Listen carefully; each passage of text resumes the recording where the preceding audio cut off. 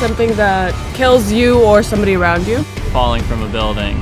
Skydiving without a parachute. Maybe a stampede. Untied shoes. Monkeys. Ninjas for sure. The mafia. Bad takeout.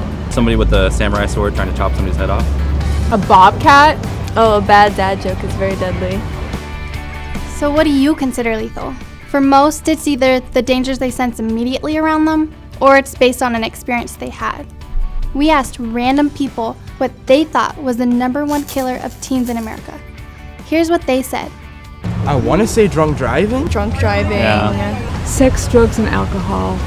Possibly drug overdose? Drugs. Cigarettes. Drinking. Online dating.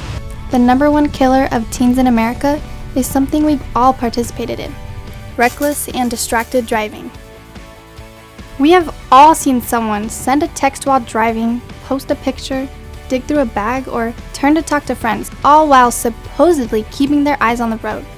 So, for the next few minutes, we want to show you the lives that have been shattered by reckless and distracted driving, and the simple things that you can do to avoid becoming a statistic.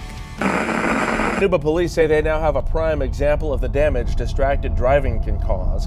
A Central California teenager is behind bars after a car crash that killed her younger sister. Live on Instagram while driving, her younger sister was killed. The crash was all recorded, and this is a distracted driver. There were 2 minors in the car, and they were not wearing seatbelts.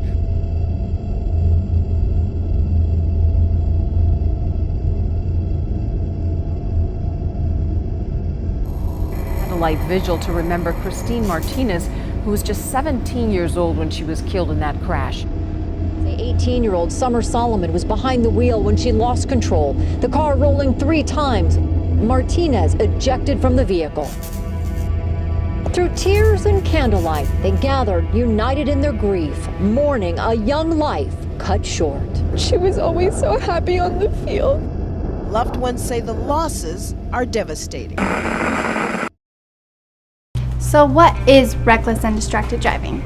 Distracted driving is any time you have to take your eyes off the road, your hands off the wheel, or when your mind is not focused on driving for any reason. And reckless driving is speeding and acting like a total fool. Now for the simple part. How do we keep from needlessly dying in a car crash? That's easy. First, tell your friends that as much as you love them, to sit down and be quiet. Second, realize that you decrease the risk of crashing your car by 2,000% when you don't text and drive. Third, come to terms with the fact that you might have to wake up a few minutes earlier so you're not speeding or running stop signs while putting your life and the life of others at risk. Still not exactly sure what reckless and distracted driving is? Let's see what our resident experts have to say. Oh, it's on? Oh, hi, my name is Lex. Oh, and I'm Hayden. And we're here to help you save lives. Like mine. Because distracted driving is deadly. Deadlier than my grandpa's farts. Gross, dude. Ew. And gross like all you kissy-faced kids that drive. You boys are like, hey baby, give me a kiss. And you girls like, oh, you're so hot, I'll give you all the kisses in the world. Besides being nasty, you're not looking at the road. And what's with you eating in the car? You have drink in one hand and a burger in the other. And think you could steal for your knees? You ain't Spider-Man. Do you really want your last meal to be off the dollar menu? And last but not least, your phones. It doesn't matter if you're driving hands-free, but when you're on it, you're driving brain-free. And taking pictures of yourself and texting your friends, that's stupid. Lex, no name calling. No matter how lame driving with your phone in the car is. Sorry. Not sorry. Well, a lot of you should be sorry. Seriously, you gotta cut the distracted driving. Put 2 hands on the wheel, eyes on the road, and your brain focused.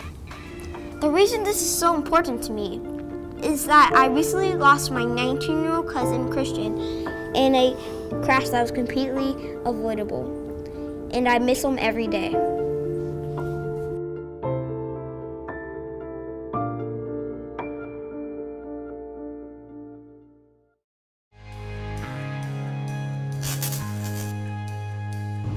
Let's see what's so distracting. What? Texting. Texting? I like to dance when I drive. Car dancing. Phones. trying to find the right song. Reading a book, food. I get distracted by directions a lot. Talking to friends. Doing makeup. I admittedly have changed and drove before.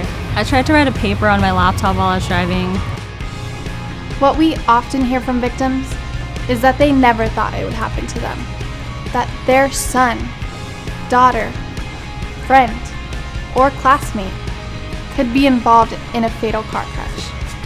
And no one could imagine causing such a tragic event. Let me tell you about Donovan.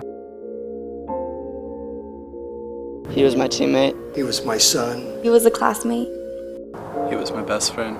He was my boyfriend. My son was my baby boy. I met Donovan in about 8th grade, and we just immediately became friends. We just connected. And I came here before my freshman year, and he was the first person that actually talked to me. Looking at how he interacted with others, it was something that made me proud. Donovan was definitely a people person. He attracted all kinds. I was playing line, and he was the running back, and I led block him all the way for a touchdown. And ever since then, we just became good friends. I see him as the leader of the pack. He would not only lead by example, but also try to help others sort through whatever they were going through in their own lives.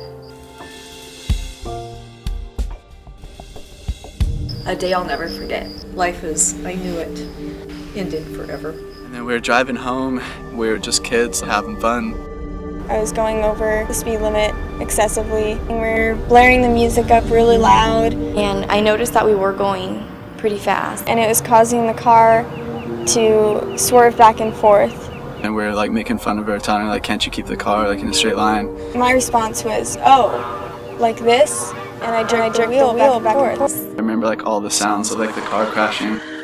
I looked around and I see Donovan, but he wasn't moving.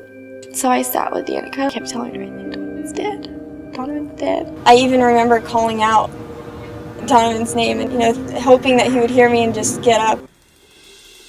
The Madera Ranchos community is mourning the death of a teenager killed in a car crash early this morning. Not my son. Not my boy. And I think that was one of the most painful things to experience, was hearing a mother cry about her son. The screaming of a mother just now finding out that her son is dead. And all simply because of something that was so preventable.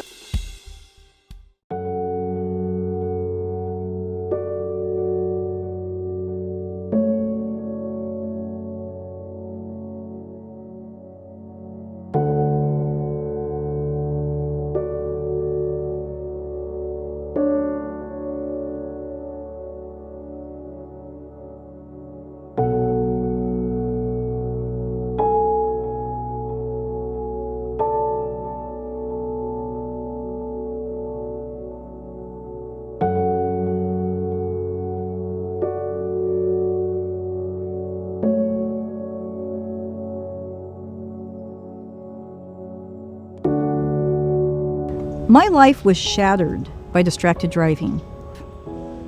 The decisions made by everyone in the car, including Donovan, are what's responsible for his death.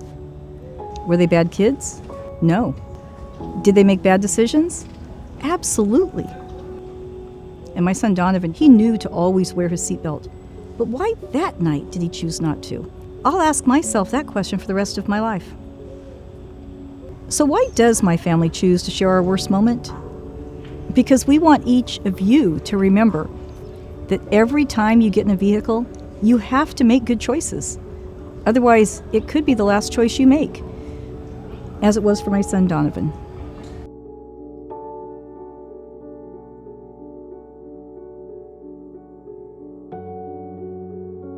So we've heard the compelling stories. We've seen the stats, and you understand the simplicity of the message. What is most lethal to young people is making poor choices in a car. The good news is that we have the power to change and stop the #1 killer of young people in America. When you are behind the wheel, focus on the road ahead of you and make good decisions each and every ride. If you're a passenger, don't distract the driver, and everyone gets to where they're going safely. Finally, visit whatslethal.com. Together, we can save lives.